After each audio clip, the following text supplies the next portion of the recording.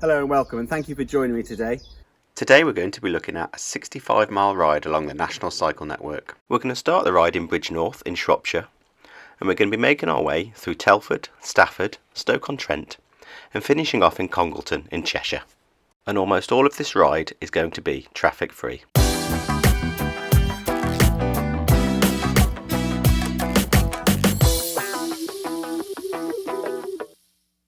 We're starting off in this small car park just north of Bridgnorth. It's located on Stanley Lane and the postcode is on screen. Our first leg goes from here up Route 45 towards Coalport, and this section is completely traffic free. This is one of my favourite sections of the National Cycle Network, as we make our way the 7 miles up this gravel track through a very quiet area. There's not many roads about and not many people about, which makes this stretch that runs alongside the River Severn extremely peaceful.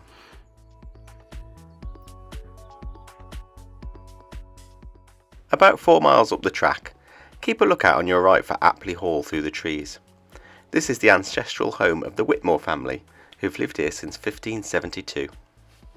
Due to the large upkeep costs of such a building, in more recent times the building has been used for a boarding school, and in 2004 the hall was sold off to developers who divided up into apartments.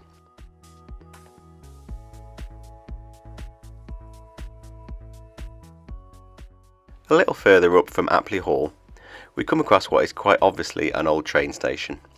This is Linley Holt, built on the Severn Valley line, which ran between Shrewsbury and Kidderminster and was built in 1962. This particular halt was built especially for Apley Hall, as the owners insisted that if the railway was to be built through his land, he needed a station of his own, plus a rather large wedge of money to make it agreeable to him.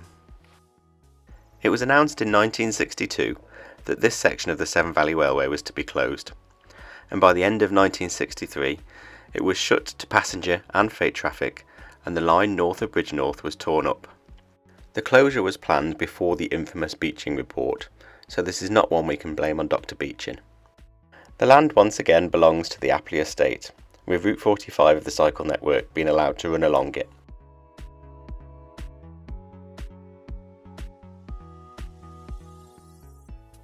As we close in on Coalport, the surface turns from gravel to concrete, and you'll know you've reached the end of the track as you come across Coalport Station, beautifully preserved as a private residence, with a train carriage in the garden being used as a holiday let. After Coalport Station we meet the road, where we need to take a right onto Route 55, which will take us through Telford and eventually on to Stafford. We do have to ride on the road for a short distance, as we make our way past the Woodbridge Inn and across the Coalport Bridge. The bridge we see here today is actually the third bridge to stand in this spot, the original being built out of wood, giving the pub next to the bridge its name, the Woodbridge.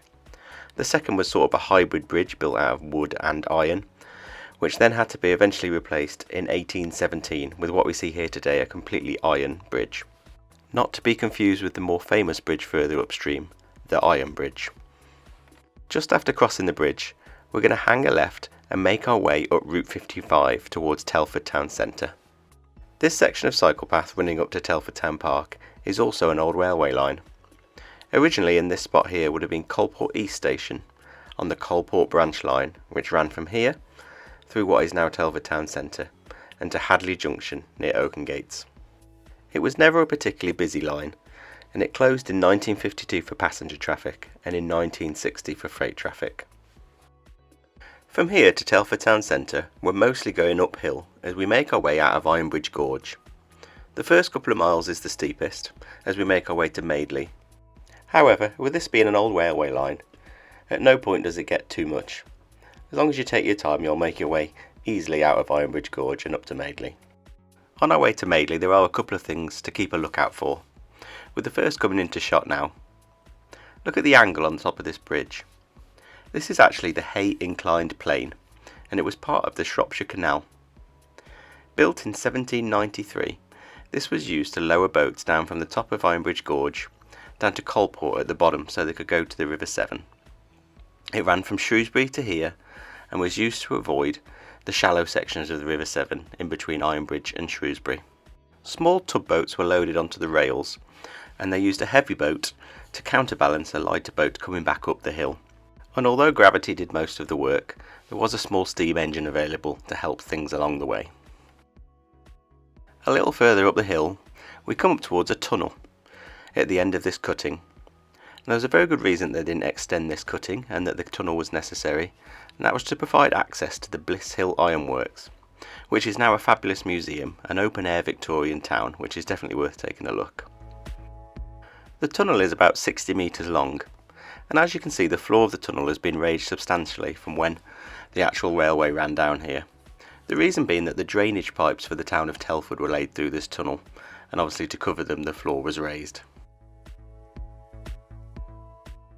Before making it to Madeley, we'll pass the entrance to the Bliss Hill Museum. Again, definitely recommended for a day out. Something to look out for as you pass the museum are these beautiful Victorian style signposts which direct you along Route 55 of the National Cycle Network. As you come into Madeley, take a look on your left and you'll see this building, which is clearly an old railway station. This is Madeley Market Station. It was opened in 1861 by the London and North Western Railway Company. It closed to passenger traffic in 1952 and to freight in 1960. As we make our way out of Madeley, we go over a couple of bridges. These aren't original to the railway, but it's definitely nice to have them here to save us having to cross over the roads. We then go under the major A442 road and make our way towards Telford Town Park. Telford Town Park is to Telford what Central Park is to New York. We carry on through the park along the railway. Not far into Telford Town Park, we come across Dorley and Sturchley Railway Station. This was built and closed at the same time as Madeley Market Station, and it's not much more than a platform today. The platform that we see there today is actually a recreation. It's not the original platform, but it's certainly nice that the council have made an effort to give us an idea of what this area was like.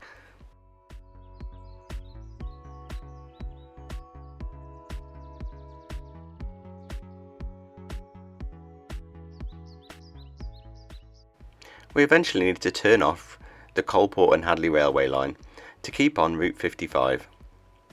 This takes us towards the centre of Telford Town Park, where there's a large play area and also some shops and restaurants if you're looking to refuel along the way. If you enjoyed this video, please do subscribe to the channel. It makes a massive difference to me and will help me to keep making these videos in future.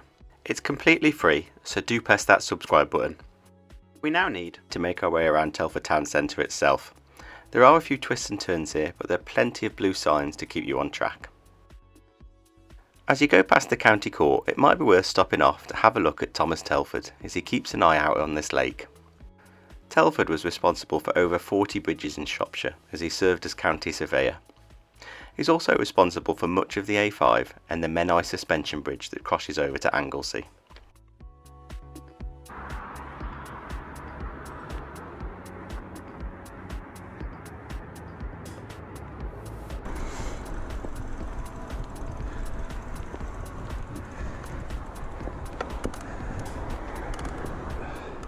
After making our way past the cinema and into this business park, we'll head towards Telford train station.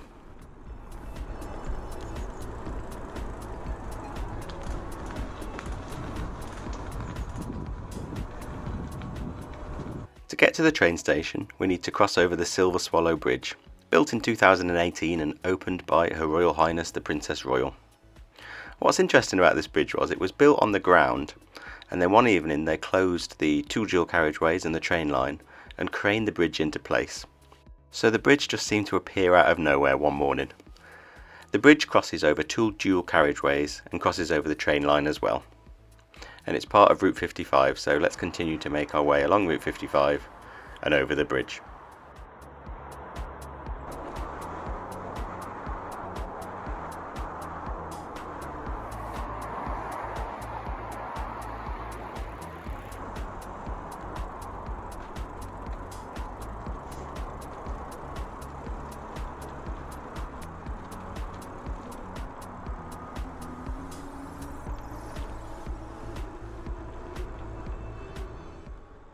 Our route takes us alongside the M54 motorway. The first section of the M54 was opened in 1975, then named the A5 Wellington Bypass. but renumbered in 1983 as the M54 and extended towards the M6, which it joins just north of Walsall.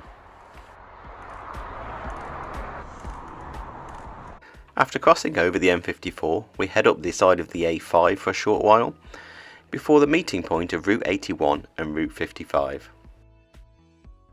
From here we have a nice downhill section as we make our way to an area of Telford called Donington Wood. Just to remind you, we still are on cycle paths here, and we have been for the majority of this route, with only the small section crossing the River Severn so far where we've had to use the road. We can continue on these cycle paths along Route 55 all the way to this roundabout here, known as the Clock Tower roundabout for obvious reasons.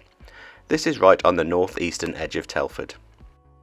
The clock tower in the middle of this roundabout once stood on the Walker and Midland Iron Works, which occupied the site that this houses are now on today. It stood there until 1979 when it was moved to this roundabout. The roundabout itself stands on the site of the former Donington railway station, which was on the line between Wellington and Stafford and closed in 1964, and we'll learn a little bit more about this line later in this ride. From here we're going to go right on the roundabout and up the A518, along a new cycle path that was built just a couple of years ago. Route 55 actually carries on straight on across the roundabout and involves a couple of miles of road cycling, so we're going to avoid this by going right on the roundabout and along this new cycle path that follows the side of the A518 and rejoins Route 55 a little further up the road. Now this new cycle path is right alongside this main road, and this is a pretty busy road between Telford and Newport. However, although this might not be the most scenic part of the ride, we are at least on a traffic-free cycle path. We're not on the road having to worry about traffic. After a short, smooth ride, and Lillishall Monument coming into view on top of Lillishall Hill in the distance, we come to the end of this small section of cycle path and cross over the road back onto Route 55. And it's at this point I'm going to magically swap onto my road bike. I'll stay on my road bike to the very end of this ride in Congleton. It would actually be possible to do the majority of this ride on a road bike, apart from perhaps the gravel section between Bridgnorth and Coalport, which would be possible but pretty uncomfortable on a road bike. After passing the Red House, we come to the Last Inn pub on the edge of Newport, and this is where we need to actually come onto the road for a short while. This is about a mile and a half, where we go through the quiet section of Newport known as Church Aston, and then through Newport Centre to make our way to the Aldi on the far edge of Newport, where we can once again join a traffic-free route to continue our journey to Stafford along Route 55. Once we've crossed over the busy A41, we can join the Stafford to Newport Greenway. This route runs along the old railway line between Wellington and Stafford.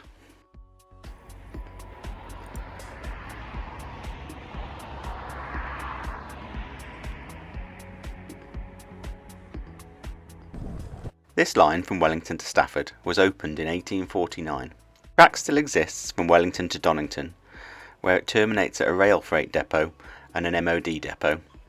From Donington to Newport, there's not a lot left of the railway unless you know what to look for. But from Newport to Stafford we have this wonderful cycleway which follows exactly the route of the old railway. This is the third railway line that we've used so far on this journey, and we still have one more old railway line to use when we get to Stafford.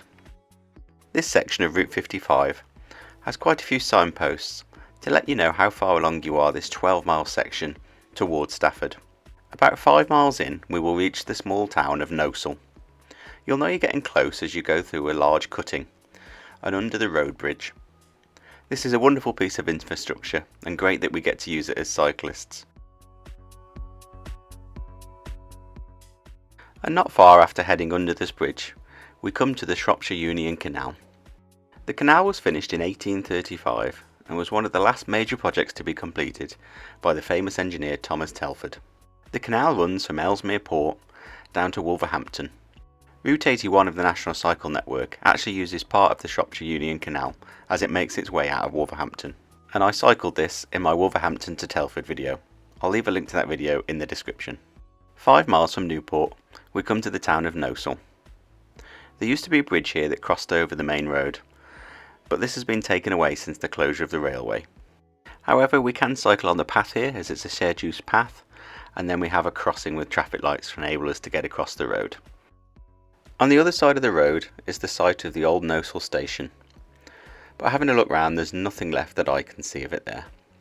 Passenger traffic ceased on the line in September 1964, with goods services carrying on between Stafford and Newport until 1966, the line becoming victim to the infamous beaching cuts. As you can see, the surface here is not particularly great. At this point I was beginning to seriously regret bringing my road bike down here in winter. I've cycled this many times in the summer and the surface is a lot better, but you can expect this in winter over certain parts of this section of Route 55. It is pretty solid underneath, there's just a little bit of standing water on top, and to be honest it wasn't all that bad even on my road bike.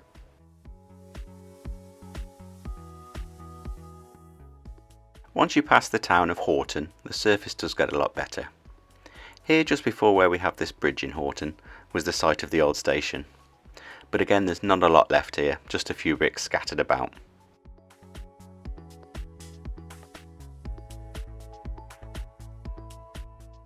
With the surface improving, and a slightly wider track here after we've passed Nosal, I was able to actually pick up quite a pace, as we continue our route towards Stafford, with just a few miles to go now.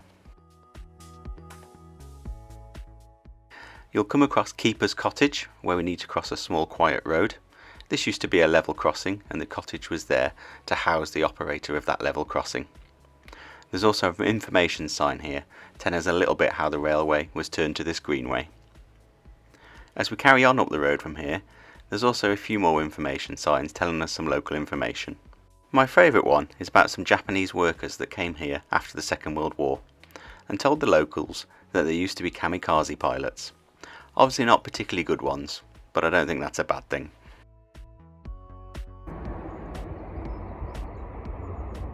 A little further along the journey, we head under the M6 motorway and make the final mile or so into Stafford centre. The final part does involve a strange trip down a private road where cyclists are told to dismount. We make our way through some of the newer housing estates in Stafford. The path here is actually shared use, so you can cycle on the path if you are with younger children. But me being on the road bike, it was easier just to go down the road. As we cross over the West Coast main line, we can have a look a little further up and see where the line branched off to the left. This is where the line from Wellington came into Stafford. We then have a short ride through some terraced housing to make our way to the 4th railway line that we're going to use on this journey all the way up to Congleton. We're now going to be leaving Route 55 and joining Route 5 as we make our way through Stafford town centre on what is now called the Isabel Trail. This is the old Stafford to Uttoxeter railway. It was opened in 1867 but was never particularly successful financially and had troubles most of the time when it was open. It was closed to passenger traffic in 1939 and goods traffic ceased in 1951 except for a short stub that ran to RAF Stafford, which then closed in 1975. So this too, like the Severn Valley line that we rode first of all on this journey, was not a victim of the beaching cuts.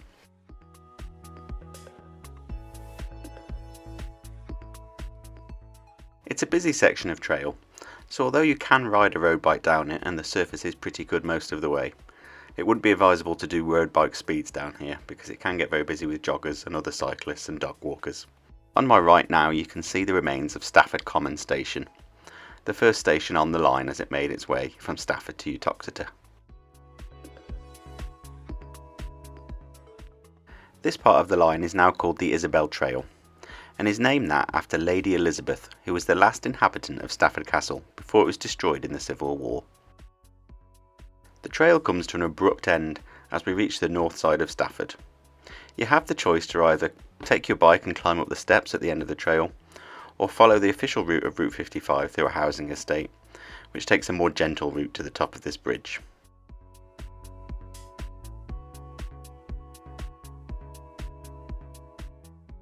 Once at the top, we can follow these cycle paths along the Stafford Ring Road for a short while before we make a turn off to the right to head onto the longest road section of this ride. This section, marked in blue on the Susterns map because it follows some roads, will take us along some quiet country roads for a few miles until we reach the Trent and Mersey Canal.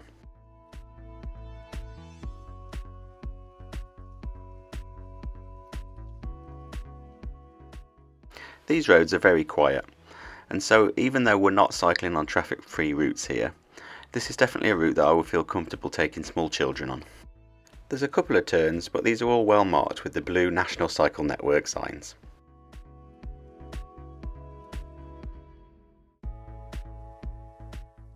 Before we reach the Trent and Mersey Canal, we have to cycle down this short stretch of the A34, a busy dual carriageway road between Stafford and Stoke. Fortunately though, we have this cycle path down the side of the dual carriageway that we're able to use, so we don't have to mix it with the traffic. It's not a great cycle path, and it does narrow in places and cross quite a few turn-ins, but it's certainly a much better option than cycling on this busy road.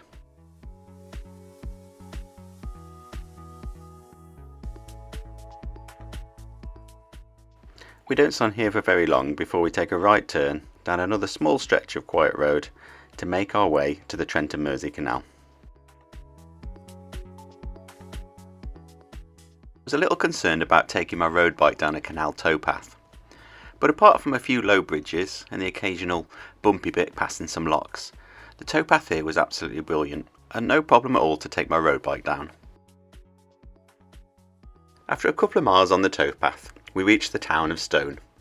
This is a lovely little town, and the towpath here is actually tarmac, although it does get quite busy, so don't expect to be going too fast down here. The route takes us right through Stone town centre, so it's a great place to stop for a bit of refreshment, or a place to stop to stock up for supplies for the rest of the journey. We also pass a few locks as we make our way through Stone, where the towpaths can get quite narrow and quite bumpy in places. One particular one actually has a small tunnel, where you are advised to get off your bike and push it through, which I would definitely agree with. It's very bumpy in here and very narrow, but still quite cool to be going through a tunnel.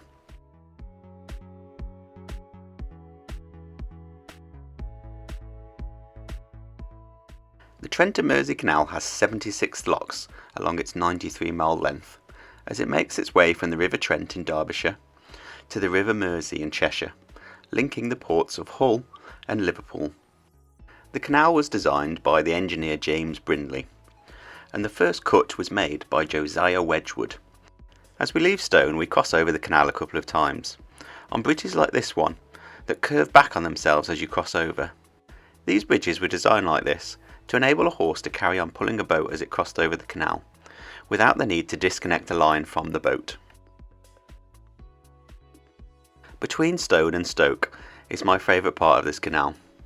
It's very serene and very quiet, with only the wildlife and passing trains to keep you company, with not many people about at all. The towpath does go back to gravel here, but it's still a good surface and no problem for the road bike.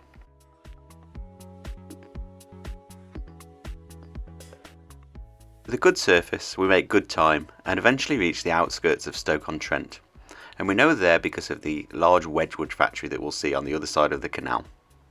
Now, I mentioned earlier that Josiah Wedgwood made the first cut on this canal, and that's because he had a particular interest in this being built. He obviously was a manufacturer of pottery, and pottery by its nature is quite fragile, so transporting it on the roads of the time when this canal was built was a difficult process, and much of it got broken as they were not smooth. So having the canal built enabled him to be able to transport his product across the country safely and smoothly, with as little damages as possible. When the canal was put in, it meant that many other pottery factories sprung up in the area, as they also had the means to use the canal and transport their goods safely. So this canal had an important part of the potteries becoming the potteries. A little further up the canal, we pass the home of Stoke City Football Club. Before continuing our journey along the well signposted canal towards the centre of Stoke-on-Trent. As we get closer to the centre, I was surprised that the canal was still quite serene, and a nice little green corridor in the middle of Stoke-on-Trent. It does get a bit more industrial around the canal as you make your way towards Stoke-on-Trent station, which is where Route 5 leaves the canal and carries on towards Hanley. At this point we need to carry on along the canal on Route 555 for a short distance, before taking a right turn onto Route 550. This is the Caldon Canal, and you make the right turn at Uttoxeter Industrial Museum. The Caldon Canal opened in 1779 to carry Peak District limestone down to the potteries. We can use it to make our way around the edge of Stoke-on-Trent, completely traffic free, to meet up with Route 55 at Birch's Head Academy. From here we're going to cycle north, up Route 55 through Stoke-on-Trent, onto Biddulph, and then finally onto our final destination of Congleton. We now have just 10 miles to go to our final destination of Congleton, and we start off on this lovely smooth tarmac that runs down the side of Birch's Head Academy. You'll notice to the side of the path, in the woods, are some railway tracks that are still in place, although obviously have not been used for some time now. The railway in question was the Biddulph Valley line, which ran from Stoke-on-Trent to Congleton, giving this part of the National Cycle Route 55 its name, the Biddulph Valley Way. As we continue along the smooth tarmac, which I was very grateful for being on my road bike, we pass the Repington Road Park, and here the tracks disappear and we actually move on to the trackbed itself.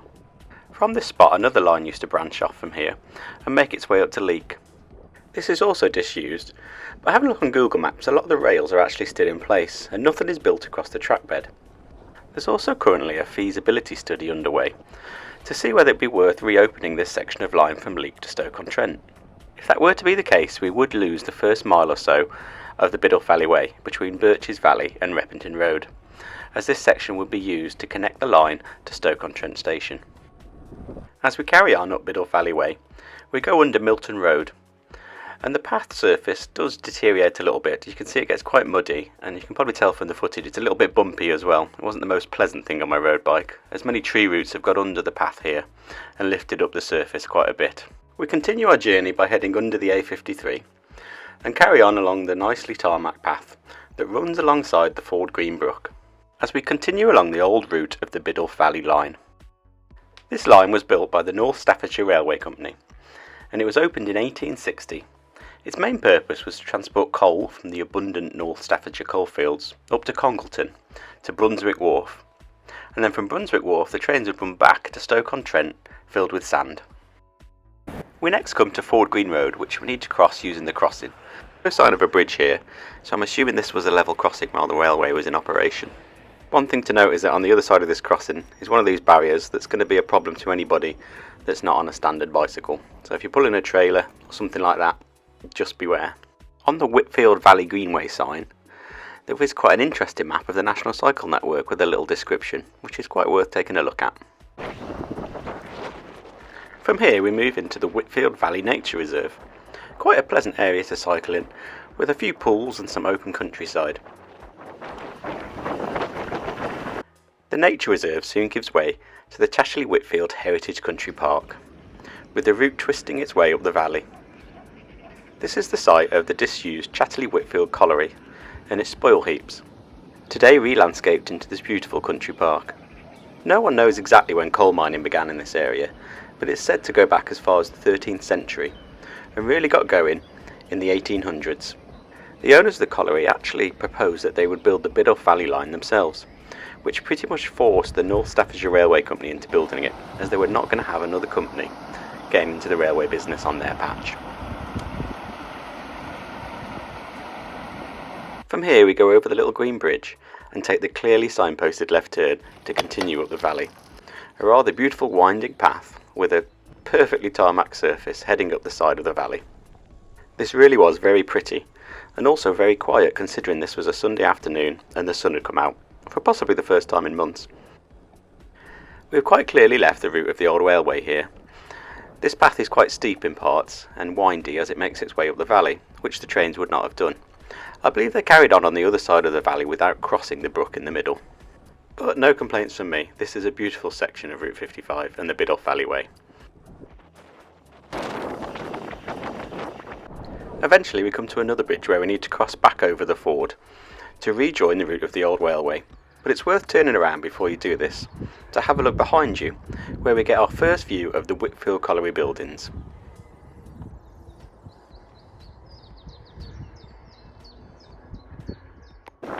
We then need to cross the bridge and take a right to carry on our route up Route 55. You'll see there's some nice views of the colliery again on the right as we make our way up the path. This spot here, which is now a football pitch, was the site of the old Chell sidings, which were alongside the Biddulph Valley line. Here the wagons were brought down from the Whitfield colliery to enable them to load the trains for the Biddulph Valley line. They were then hauled back up to the colliery by horses. The route continues to be nicely surfaced and vaguely following the route of the old railway, until we get to the bridge that comes over the A527 on the edge of Stoke-on-Trent. Here we cross over this bridge and leave Stoke, and start to make our way towards Brindley Ford.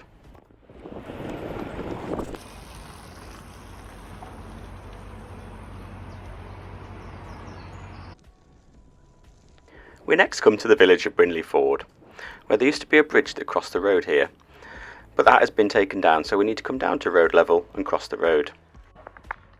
Heading up the other side, there is a small step to negotiate as we make our way back up to the track bed. From here the surface of the path remains good, if not tarmac, as we make our way through the open countryside as we head towards Knipersley and Biddulph. As we look around, you might get a view of Mowcop Castle on top of the hill in the distance. Although the castle might look medieval, it was actually built in 1754 as a folly on the estate of Road Hall by Randall Wilbraham. As we come to the end of this pleasant section, we need to cross Brownlees Road on the edge of Knipersley. Here the trail rises to meet the level of the road.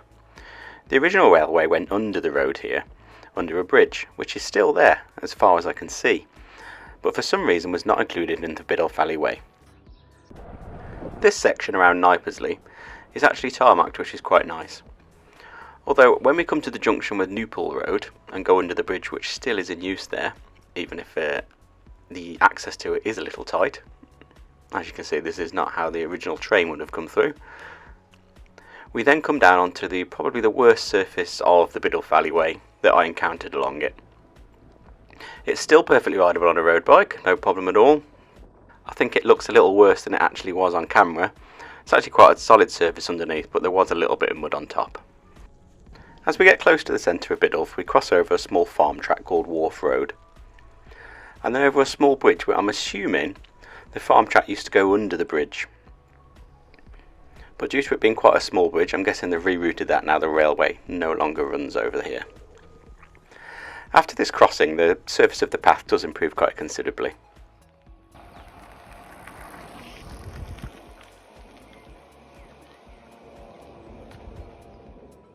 As we continue along this pleasant route around Biddulph, we come to where the railway intersects with Halls Road, and this was the site of the Biddulph station. On the right here you can see where the old station car park was and some of the platform, and on the left is the old station building. All the stations on the line closed in 1927 due to low usage. The line was never really designed for passenger traffic, it was mainly for the collieries of North Staffordshire to use, so it's not a surprise that it wasn't financially viable to carry on. The station here at Biddulph is actually the only one to survive, with all the others being demolished. The closure of the line to goods traffic happened in stages, but most of it was closed by 1977, in line with the demise of the local collieries. The line from Stoke-on-Trent to Milton Junction, where the line to Leek branched off this line, was actually kept open until 1988, so quite recently really in terms of railways. We leave Biddulph by heading under Mow Lane, under this bridge with original abutments but a modern span. We then head over the top of Marsh Green Lane, over what was once a level crossing. We do have these barriers here which are quite difficult to get through on anything but a normal bicycle, but there is the option here to go around the side, which is nice, which sort of makes you think, why do they have the barriers in the first place? After leaving Biddulph, we come to an extremely straight section of this trail known as the Whitemoor Local Nature Reserve, which goes on for about a mile before we reach the border of Cheshire.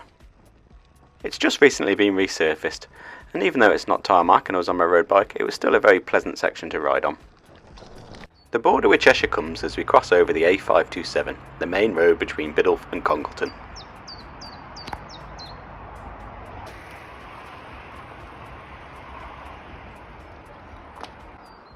The last section of the ride into Congleton really is quite pretty. You're fairly high up for a lot of the time on an embankment, but every now and again you'll get a glimpse of the Peak District on the right hand side. It really is a very pleasant section. A little further along we pass under the Macclesfield Canal. The aqueduct here is an interesting one. As you can see, the stone supports either side and the iron tub in the middle which carries the canal over this section of the Biddulph Valley Way. After passing under this aqueduct, it's worth taking a small detour up the steps on the left, which take us up to the canal. Opened in 1831, the canal connects Macclesfield to the Trent and Mersey Canal. That famous engineer Thomas Telford surveyed the route, and it was built in the style of many of his other canals. From up here we can also see the tall red brick viaduct that goes over the River Dane. This is part of the West Coast Main Line between Stoke-on-Trent and Manchester, and was completed in 1841. It has 23 arches and is a scheduled monument. The Biddulph Valley Line connects to this line that we can see, but also branched off to go to our final destination of Brunswick Wharf in Congleton.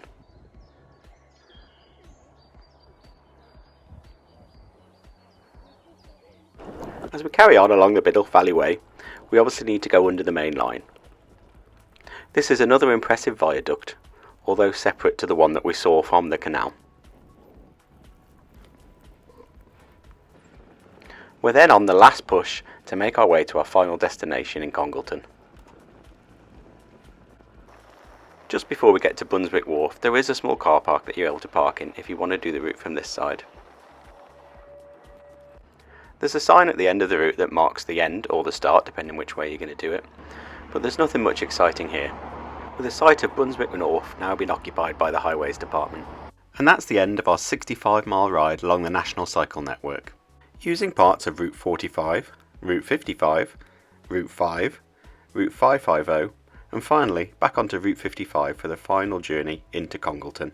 Most of my videos do show smaller sections of the National Cycle Network, but with this video I wanted to show that you can link up different routes of the National Cycle Network to make a more long distance route. And with this route, only 6.5 miles of a total 65 miles were actually on roads.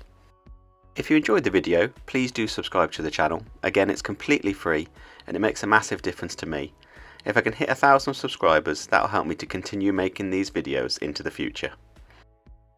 I'll leave a link in the description for the route of the ride if this is something you want to try yourself, and also a link if you want to buy me a beer to say thanks for the video. Thank you very much for watching, and safe cycling.